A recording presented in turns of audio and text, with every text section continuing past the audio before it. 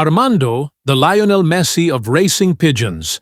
Background, breed, chart origin, Belgian racing pigeon breeder, owner, Joel Verschoot, mula sa Ingelmunster, Belgium specialty, long-distance racing.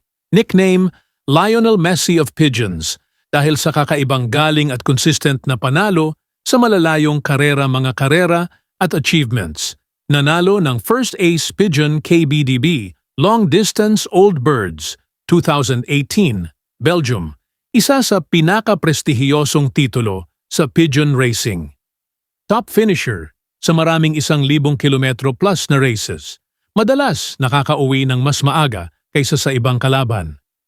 Kilala sa stamina, orientation skills, at consistency kahit mahaba at mahirap ang ruta, siya pa rin ang nauuna. Record-breaking sale. Noong Marso 2019, si Armando ay binenta sa PIPA, Pigeon Paradise, auction, sa halagang €1,025,000. Humigit kumulang 75 milyong piso. Ang buyer ay mula China, kung saan malaki ang industriya ng pigeon racing. Ang halagang ito ang naging world record price para sa isang racing pigeon noong panahon na iyon. Na-break lang ni New Kim noong 2020. Bakit siya sikat at mahal? Outstanding racing record. Hindi lang panalo minsan, kundi paulit-ulit sa mga malalaking karera. Pedigree, Chatham bloodline.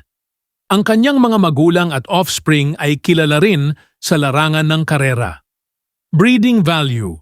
Bilang breeder, may malaking potensyal na magbigay ng susunod na henerasyon ng champions. Media hype. Tinagurian siyang Lionel Messi ng pigeons, kaya mas naging sikat sa buong mundo.